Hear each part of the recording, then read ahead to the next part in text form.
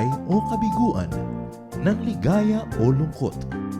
Kaya marapat lamang na tanggapin si Jesus bilang tagapagligtas at Panginoon.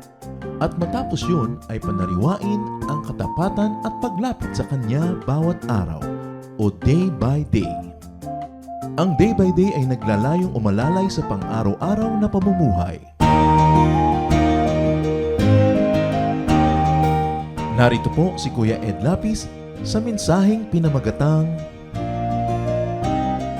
Cry, it could do you good.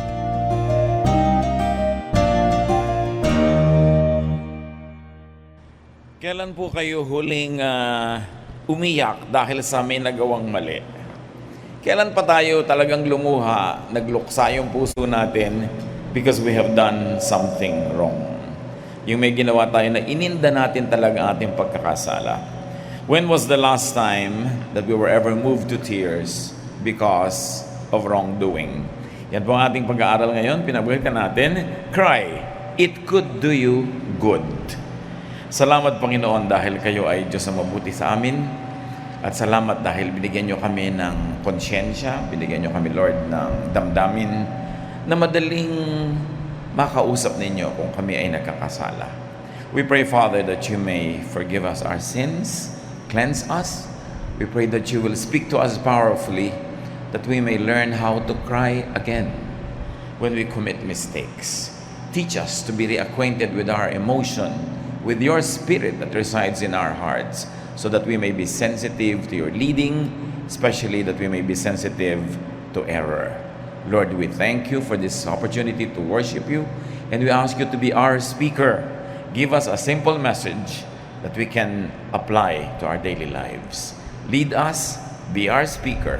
In the name of Jesus, your Son, we pray with thanksgiving. We'll be reading an episode that's very familiar to many of us when Peter had to deny Jesus in the house of the high priest. Mark 14:66 to 67. While Peter was still in the courtyard, a servant girl of the high priest came up and saw Peter warming himself by the fire. She stared at him and said, "You were with Jesus from Nazareth." Alam natin na dinakip ang Panginoon, sumunod si Pedro, at doon sa bahay mismo ng high priest, because it was the house of a rich man, there was an outer courtyard, there was an inner courtyard, and in these courtyards were people, relatives, petty officials, hangers-on, na nakikinig sila sa nagaganap. Because it was a big thing, it was a big issue. Jesus of Nazareth was arrested. At nakilala ng isang katulong doon na babae, si Pedro. Dati, prestigious ang ganyan. Ngayon, because the Lord was arrested, it was no longer prestigious to be associated with Him. In fact, many would consider it as nakakahiya. Mark 14:68, Peter replied, "That isn't true. I don't know what you're talking about. I don't have any idea what you mean." He went out to the gate, and a rooster crowed.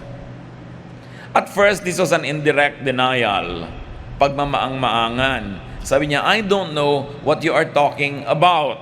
Peter was actually denying the idea that he was associated with Jesus. Medyo indirect, medyo malayo pa kay Jesus, malayo pa sa kanya. Just an idea of being associated with Jesus. It was indirect. Mark 14:69 to 70. The servant girl saw Peter again and said to the people standing there, "This man is one of them." "No, I'm not," Peter replied. Now this is a graver denial. Sabi niya, "No, I'm not. Therefore, it's already me." No, I'm denying myself. I'm denying the truth about me. At first, he was just denying an idea. Now, it's becoming very, very personal. He was actually denying his identity and his identification with Jesus. Because the first denial happened, now it is easy for that denial to become more intense. Mark 14:70 to 71. A little while later, some of the people said to Peter, "You certainly are one of them. You're a Galilean." This time Peter began to curse and swear, "I don't even know the man you're talking about." You know, Galileans had a very thick provincial accent. Probinsyano, ang dating nila, pag nandun sila sa Jerusalem, and they were in Jerusalem at this time. So ang tingin ng mga taga-Jerusalem, the capital city, mga barabarangay dyan, mga promdi, sabi, hindi mo maikakailak, nakasama ka niya, kamukha ka ng punto. You're a Galilean. Pero ngayon, nakita nyo yung denial, it was direct, outright denial. I don't even know the man. It was very progressive. Now, Peter was denying Jesus. At first, he was denying having been associated with him. Then he was denying his identity. Now he's denying Jesus. What do we notice again? Here, that even sin comes in progression. Bihira po na ang kasalanan malaki agad. Nagsisimula maliit. Pag nakalusot, lalaki ng konti. Papalaki ng papalaki. Immediately, this episode is a great teaching to all of us. Be careful with small beginnings. Lahat ng mga malaking pagkakamali nagsisimula sa maliit. Wala namang lalaking may asawa na meron siyang na-meet na isang babae, biglang bukas, may relasyon na sila. Dahan-dahan, konti-konti, nakakalusot, nasasana yung budhi sa konti, mamaya, nadadagdag ng intensity. Denial of God comes in installments. It is very seldom that you will deny God wholesale immediately. Hindi malaki agad. Nagsisimula sa maliit, konti lang muna, sa hindi masyado.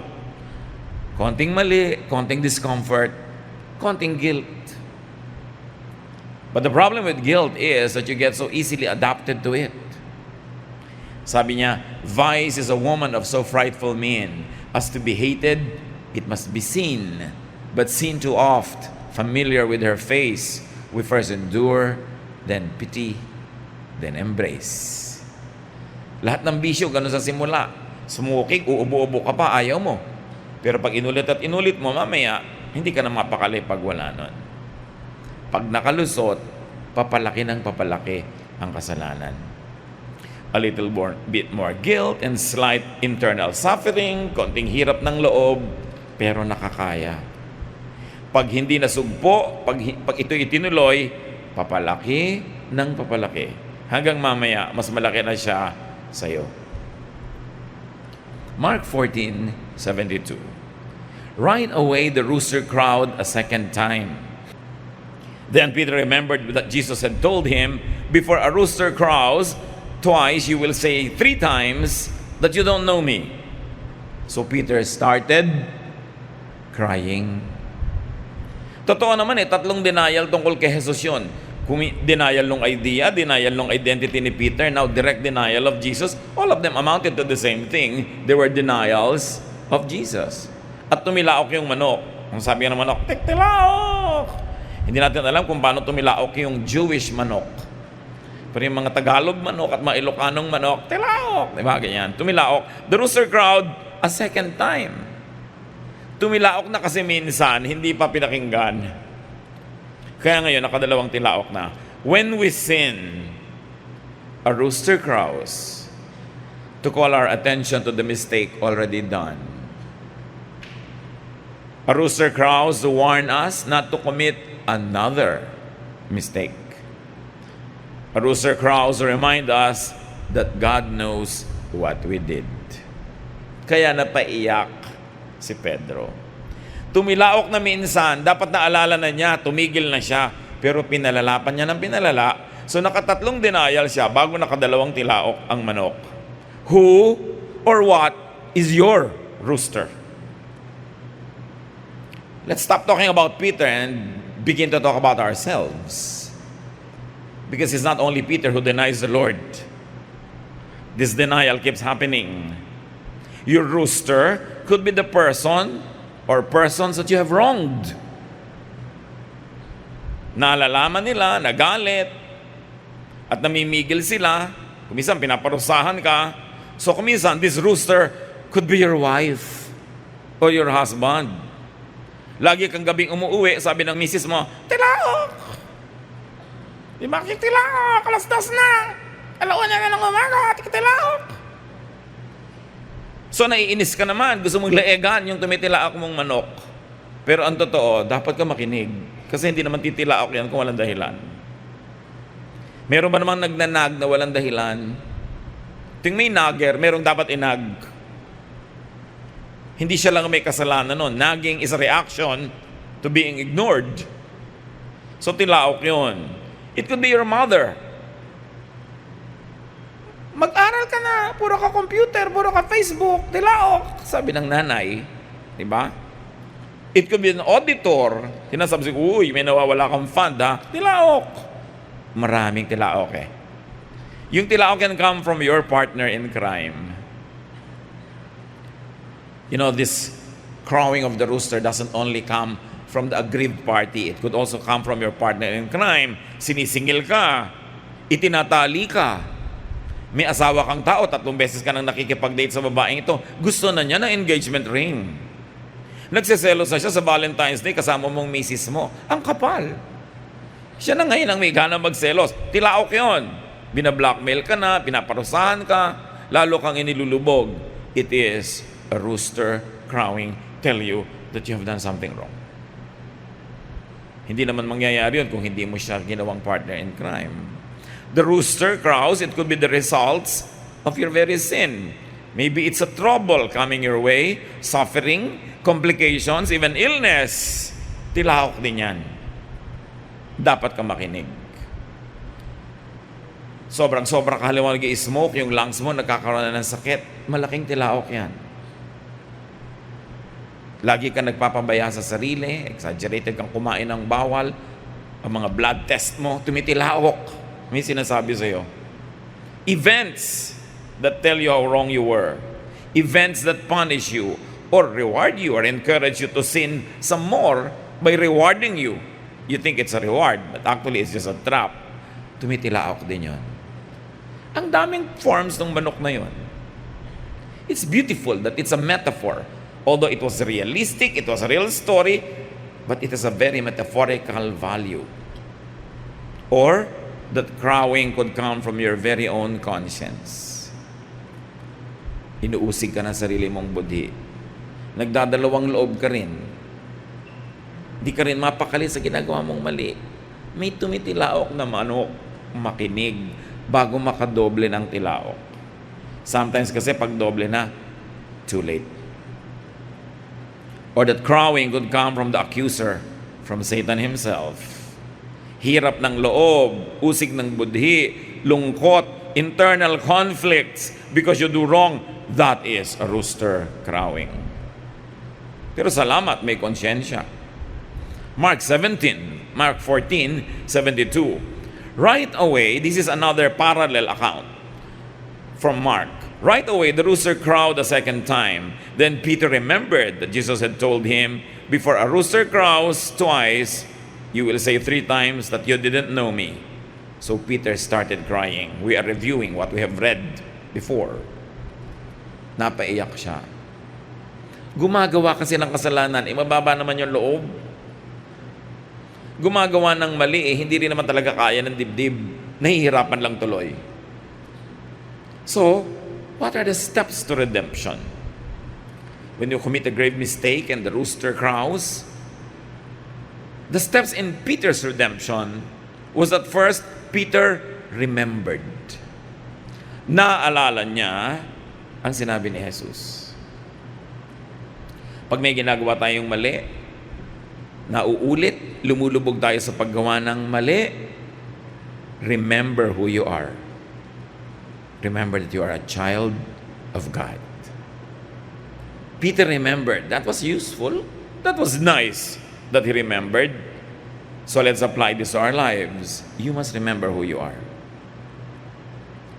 Nagkakasala tayo. Patuloy tayo nagkakasala dahil nalilibang tayo, nalilimutan natin kung sino tayo. Kung minsan nalululong ka sa isang barkadang hindi maka-Diyos, nagiging kamukha ka na nila, nalilimutan mo kung sino ka. Kung minsan nahuhulog ang loob mo, umiibig ka sa isang hindi mo dapat ibigin, o wala ka ng karapatang umibig pa, nakakalimutan mo kung sino ka. Madalas makalimot ang taong emotional. Nakakalimot tayo kung sino tayo pag nananaig yung ating galit, o ambisyon, o greed. We can forget that we are children of God when we're overtaken by greed or emotion or grief or involvement or ambition. 1 Corinthians 6:11, and that is what some of you were. But you were washed, you were sanctified, you were justified in the name of the Lord Jesus Christ and by the Spirit of our God. Here the writer is reminding the reader, remember who you are. You are already God's children. You have been washed. You were dirty before, but you have been washed. You're clean now and you're supposed to stay clean. But it becomes easy for you to go again to the dirt, to wallow in the mud, because you forget that you are no longer a pig, but you have been cleansed and transformed and changed by the Spirit of God. Mahalaga yung naalala natin kung sino tayo. Hugas na, malinis na, maglulublob pa uli sa putik. Remember your status as a child of God. Pagkakasama natin ng mga kapatiran, we are honored, we are loved, we are accepted, we are respected. Usually, 99% of the time. Kailan ba tayo nababastos? Kailan ba tayo namamaliit? Kailan ba tayo nahahamak? Hindi ba pag pinipilit nating makiayon sa mga taga-sanlibutan na walang paggalang sa Diyos, walang paggalang sa ating pagiging anak ng Diyos? Sino ba ang kakawawa sa inyo, lalait sa inyo? Kundi yung mga taong hindi kumikilala sa Diyos. But when you are with God's people, your stature immediately improves. You are respected, you are liked, you are loved even. Kaya mahalaga na alala natin, ano bang status ko bilang anak ng Diyos? Saan ba ako nakatayo? Papayag ba akong ginagani-ganito? Samantalang ko ako'y nagpapakatino, pinapakilala ko anak ako ng Diyos at kumikilos ako bilang isang anak ng Diyos, hindi naman ako dapat nilalapas tangang, hindi ako dapat na binabaliwala. 1 Peter 2:9, but you are a chosen people, a royal priesthood, a holy nation, a people belonging to God. Of course, everybody who is saved by Christ and claim this identity. It was applied to people who were in the Lord.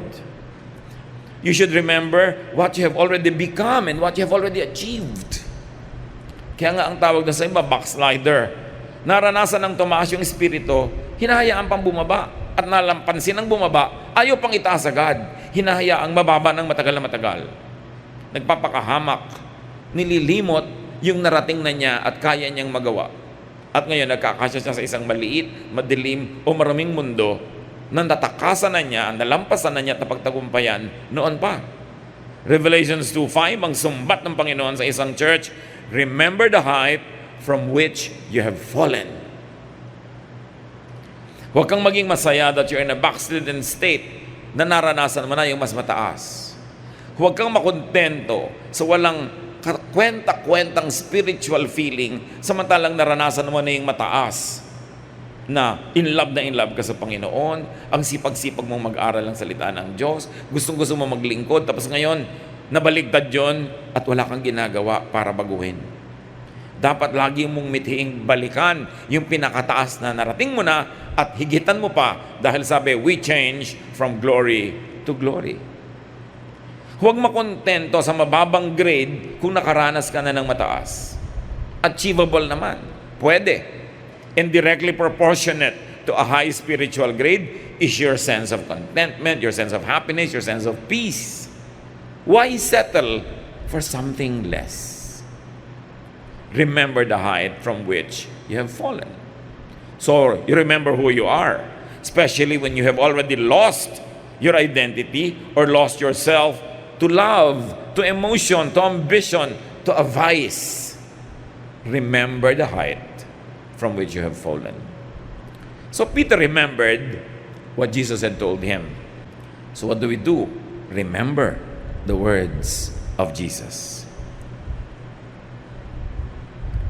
When we have committed a mistake, when we are being tempted to continuously commit mistakes, Remember the words of God. Remember the great teachings of Scripture.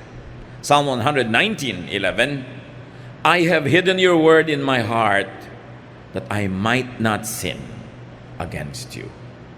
Baon-baon ko sa puso ko, dala-dala ko sa isipan ko, binabasa-basa ko, kinakanta ko, pinapakinggan ko ang iyong salita para lumakas ako at hindi ako masingitan ng kasalanan. Na-realize si Pedro ang bagsak, ang sadsad na nangyari sa kanya. Mula sa paglalakad sa tubig, dahil sa pananalig kay Jesus, ngayon, itinatuan niya si Jesus. Itinatuan niya ang kanyang pananalig, itinatuan niya ang kanyang sarili. Dahil sinakmal siya ng takot, kinain siya ng kanyang fears. That's why Jesus always says, fear not. Ang taong maraming takot, napakadaling linlangin, dayain. So Peter started crying.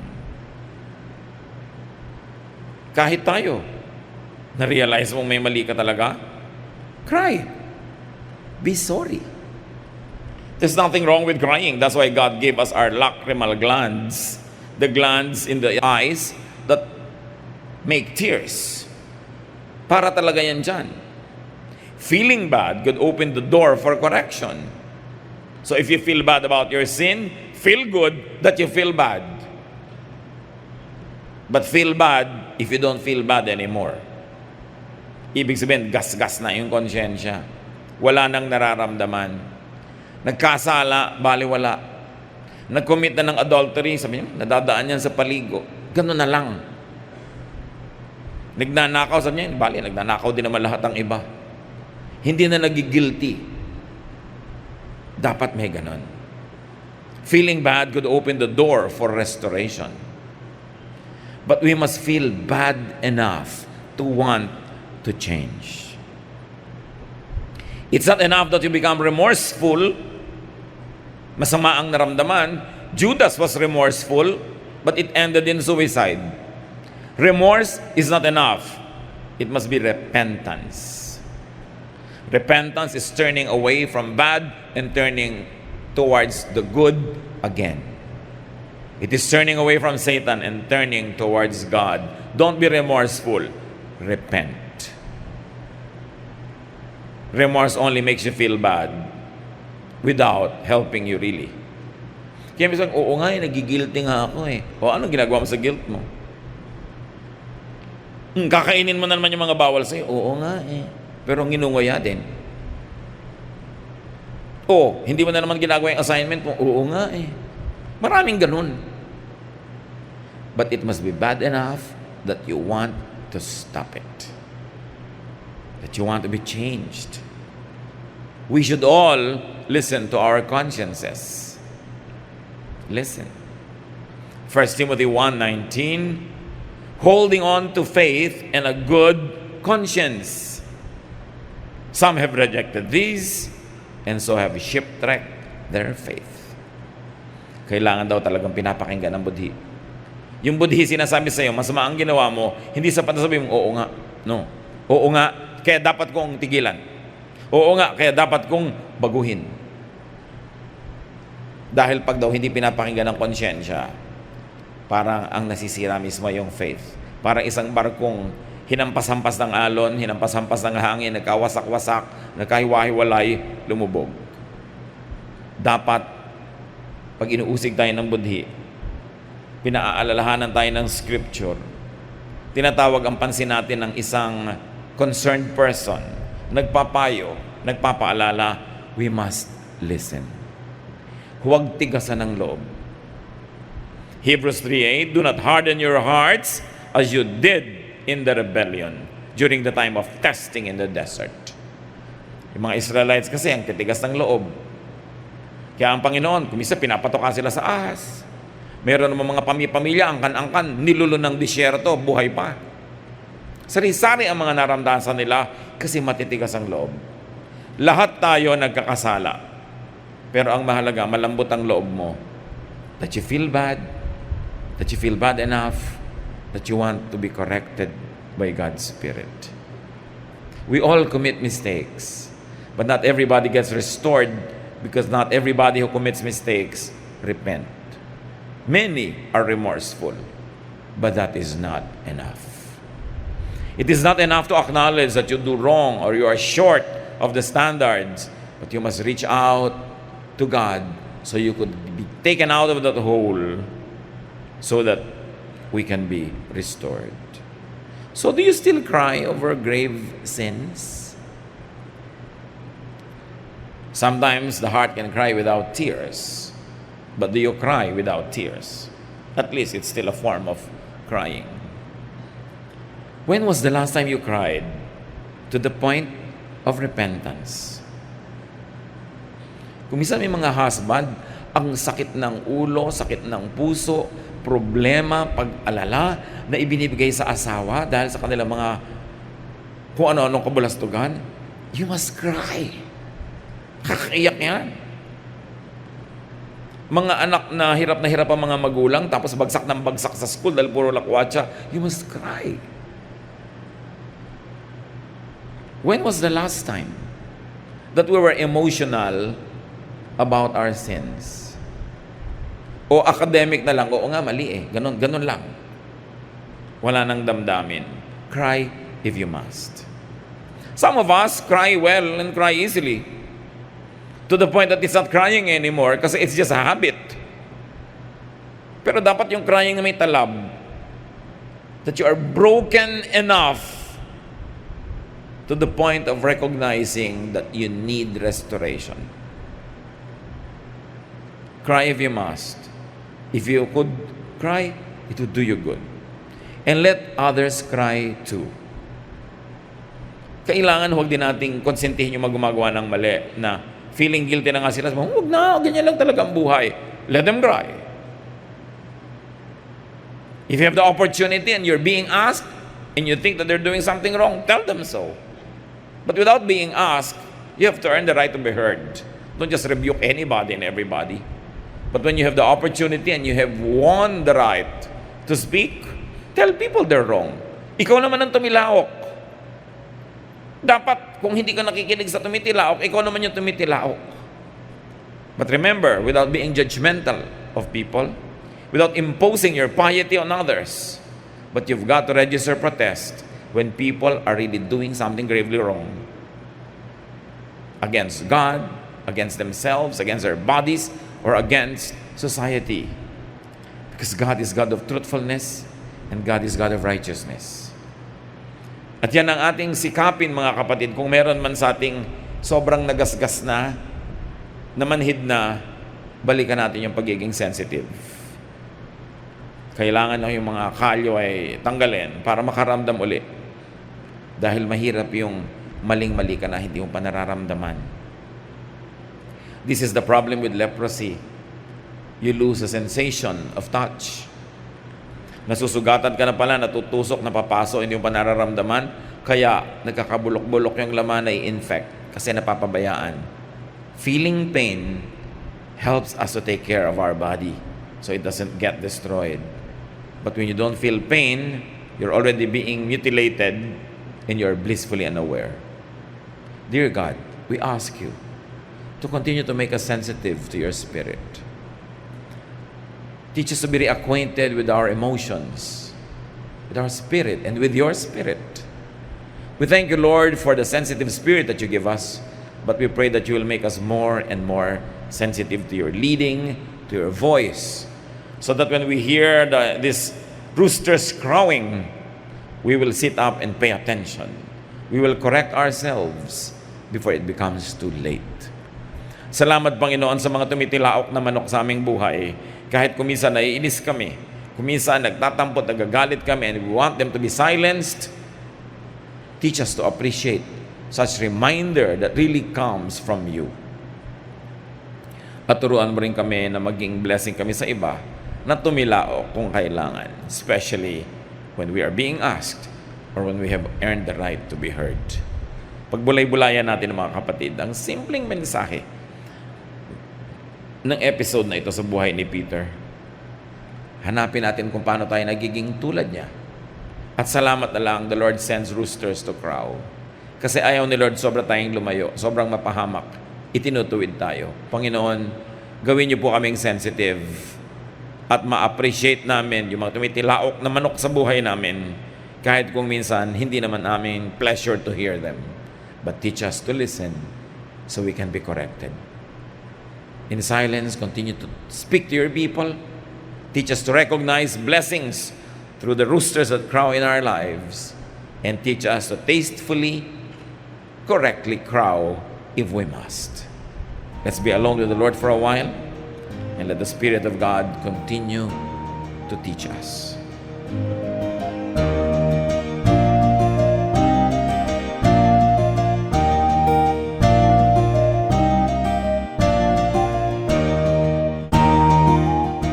Ang katatapos pong mensahe ni Kuya Ed Lapis ay pinamagatang Cry, It Could Do You Good.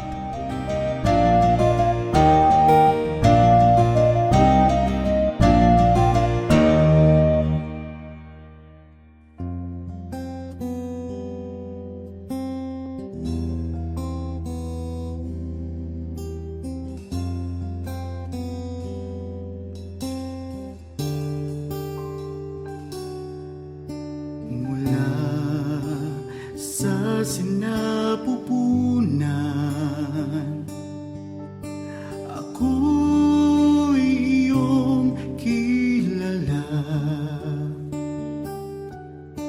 Wala na ngang iba, sa inyo'y hihigit pa. Panginoon, tapat, dakila ka. Kayo lang ang pupurihin at siyang tatanghalin, pagkat kay buti-buti niyo sa akin. Ang pag-ibig na sadyang kay ganda, mga pangako niyo'y gabay sa aking daan. Walang makapapantay sa anak ninyong alay. Ang pag-ibig niyo'y sapat kailan pa man.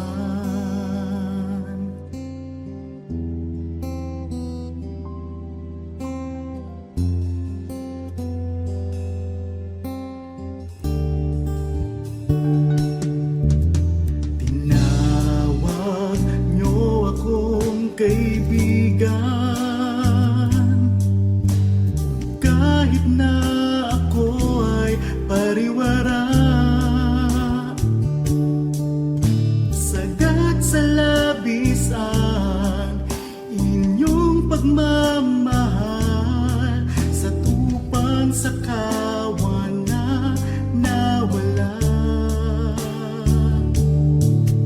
Kung aking bibilangin bawat butil ng buhangin, ang habag niyo'y ganon karami rin.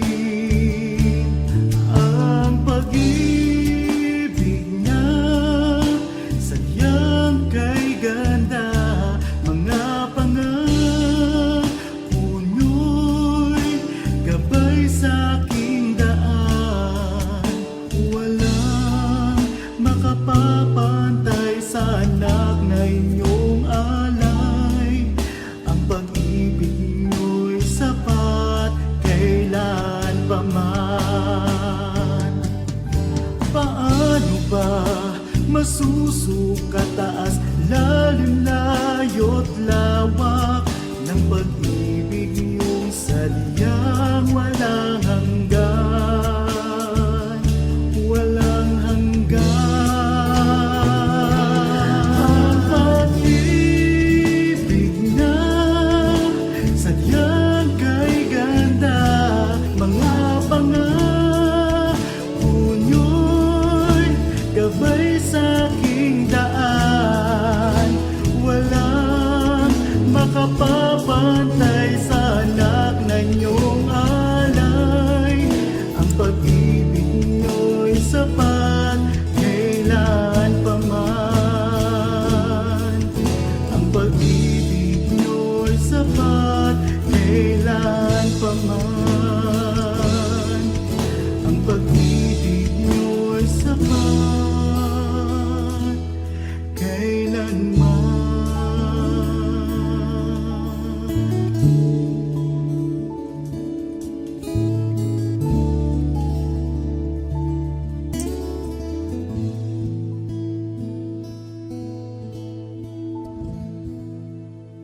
Maraming kayamanan ang ating bayan, maraming hiyas ang ating lahi na dapat makilala at pahalagahan. Kadalasan meron po tayong parang mababang pagtingin sa ating sarili, sa ating mga ninuno, sa ating mga katutubo, at ito marahil ay dahil lamang sa kulang tayo sa impormasyon o kaalaman, kulang tayo sa pagkilala, kaya hindi natin nakasanayan at kung minsan hindi tayo nagagandahan. Maraming kayamanan ang lahing Pilipino. Dapat na makilala, dapat itanyag, at dapat lang na magamit sa pagsamba sa ating Panginoon tulad din ng lahat ng mga larangan ng mga artes ng ating bayan. Isa na dito, na kayamanan ng bayan ang ulalim. Ang ulalim ay isang epikong paawit ng mga Kalinga. Anang kanodil lalame susu tanang tatong si anang mga nakuha nakampot ko. Ang ulalim ay isang mahabang awit o epiko na nagsasalaysay ng mga pakikipagsapalaran ni Banna, ang bayani ng epiko, at ang kanyang panliligaw kay Laggunawa. Ito ay maririnig sa gabi, sa mga masasayang pagtitipon tulad ng budong o kaya sa mga tahanan bilang pang-aliw at pagkwento sa mga bata ng kasaysayan ng lahi. Nan isumin ginaka awet kad nang ngayon nyo kanda. Ang ulalim ay binubuo ng mararaming kabanata na naglalahad ng katapangan, katalinuhan, kagitingan at kakisigan ng bayani. Ang ulalim ay tulad lamang ng maraming mga epiko ng Pilipinas. Ilan na dito ang Biyag ni Lamang, Darangin, Ambahan at marami pang iba. Anang kano dito nga lipos kulit tong pwedong isu. At ang ulalim ay inaawit. Ang awit ay isang paraan ng pagkanta. Kadalasan sinasabi natin, umawit ka, ibig sabihin kumanta. Ang awit ay isang uri ng pagkanta na parang pakwento na hinahagod ang mga tunog na parang pasyon. Ang pasyon ay isang awit. At ito isang napakatandang uri ng musika sa Pilipinas. Magpahanggang ngayon ang mga makabagong mga awit o musikerong Pilipino kapag sila lumilikha ng mga tunog, kahit hindi nila sinasadya, sila ay napapaawit, humahagod, at ang pag-uri ng pagkanta ay kumukulot-kulot ang mga letra na paraan ng pag-awit ng mga katutubong Pilipino.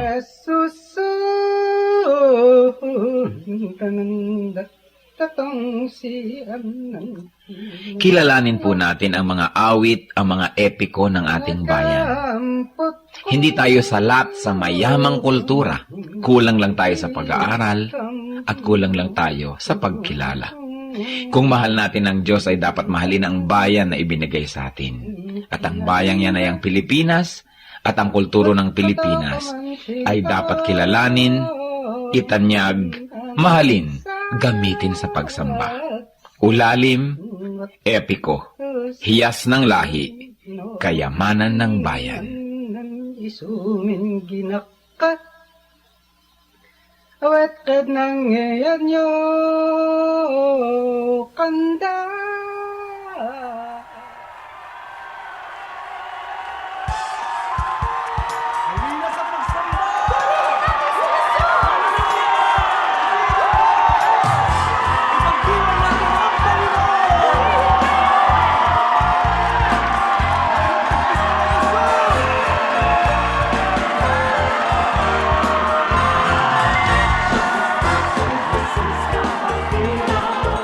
Itaas natin ang kanyang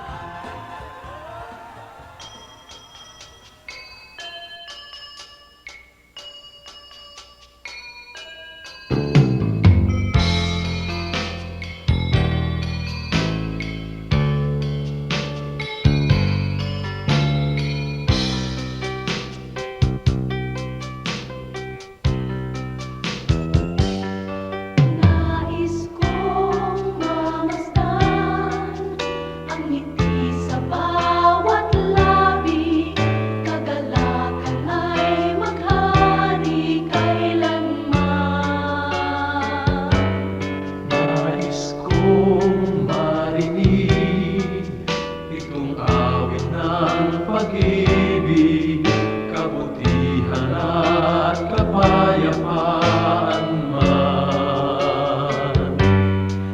Nang matutunan kong pigilin ang sarili kong minsan, puso ay bigyan ng kahinahunan.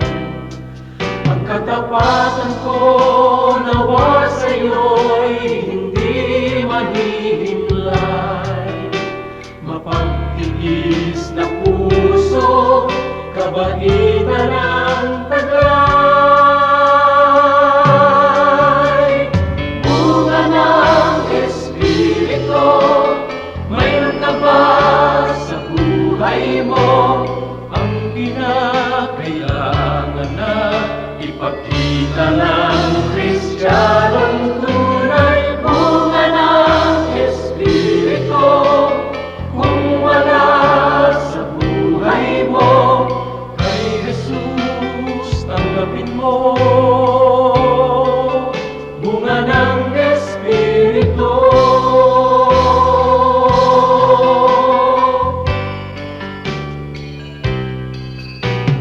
Kay Jesus tanggapin mo. Bunga ng Espiritu.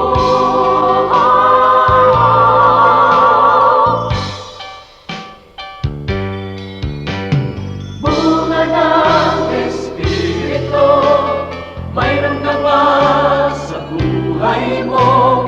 Ang kinakailangan na ipakita ng Kristiyanong tunay. Bunga ng Espiritu, kung wala sa buhay mo, kay Jesus tanggapin mo. Bunga ng Espiritu.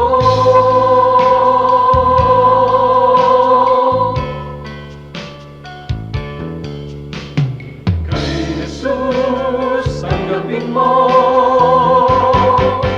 Bunga ng Espiritu.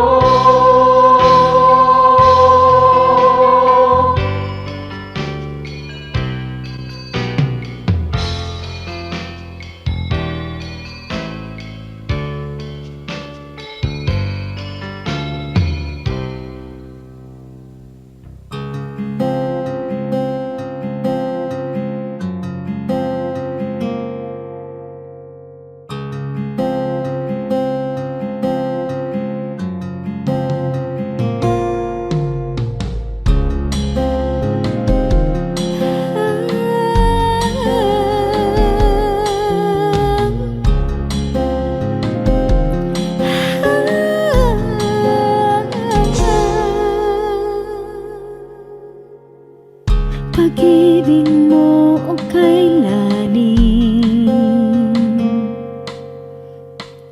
sukat man lumayo'y mahal pa rin. Liparin ko man ang dulong ng langit, sa piling mo pa rin magbabalik.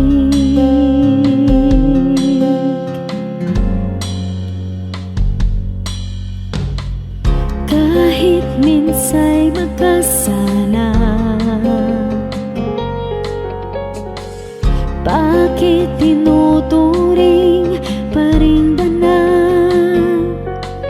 O Jesus, kayo nag-alay ng buhay. Katwiran niyong aking tinataglay.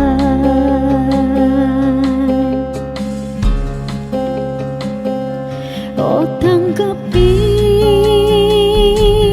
papuri ay tingkin, nagsasabing ikaw aking hari, Diyos na banal,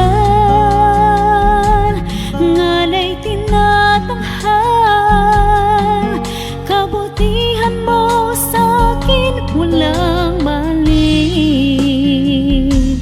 O Diyos, salamat sa pag-ibig na wagas.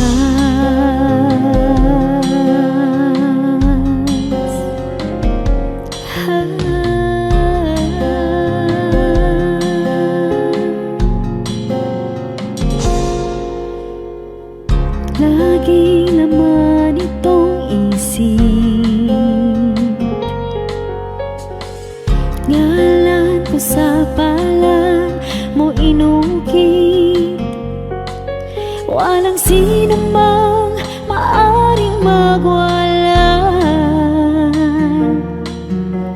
Kaligtasang ikaw ang nagpikas.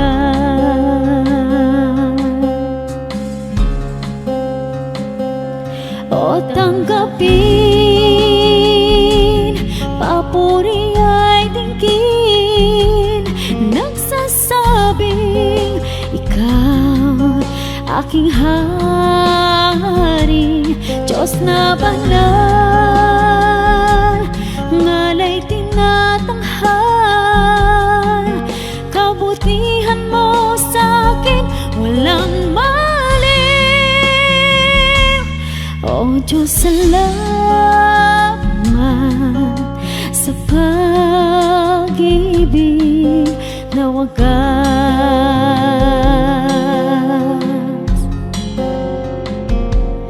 O tanggapin, papuri ay tingin, nagsasabing ikaw aking hari, Diyos na banal, ngalay tinatanghal, kabutihan mo sa'kin walang mali. O Diyos, salamat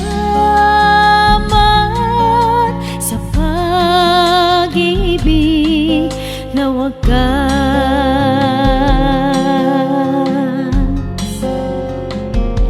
O Diyos, salamat sa pag-ibig na wagas.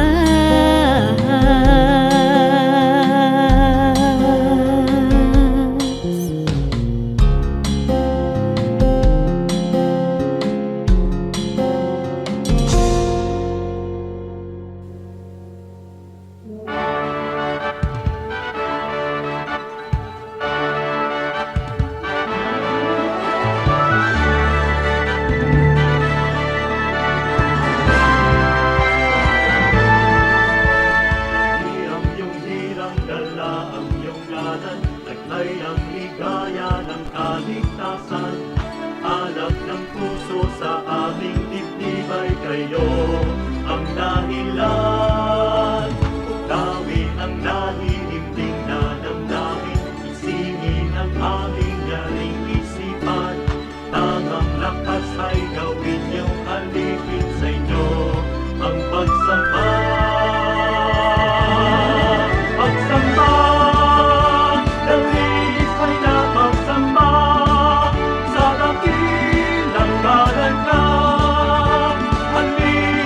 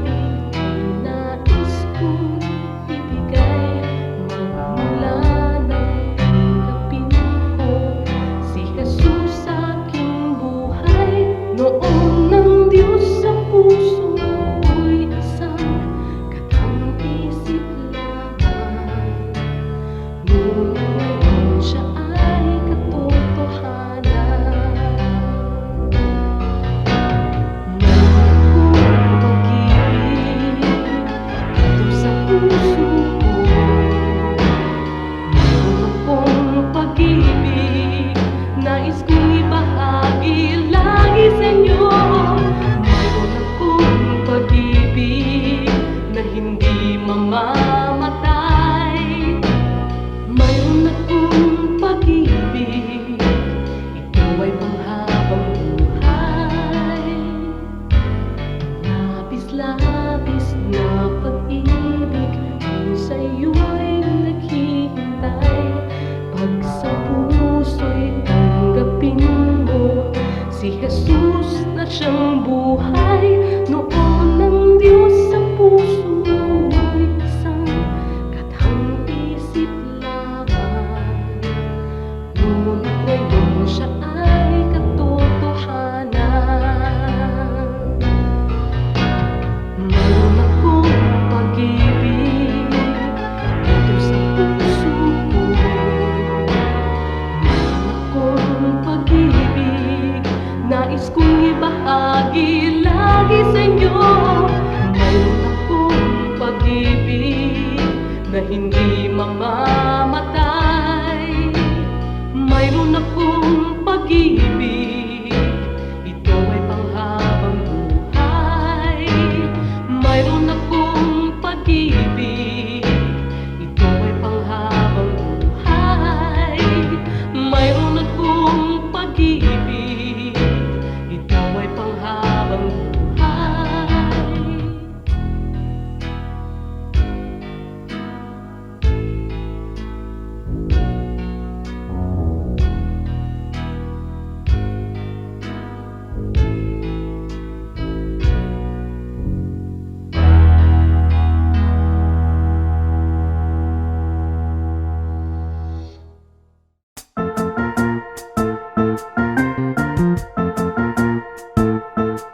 Oras na po para pansamantalang magpaalam ang programang Day by Day. Tayo po'y magsama-sama tuwing ika-6 hanggang ika-7 ng umaga, araw-araw. Magandang umaga po at mabuhay ang Panginoong Hesus!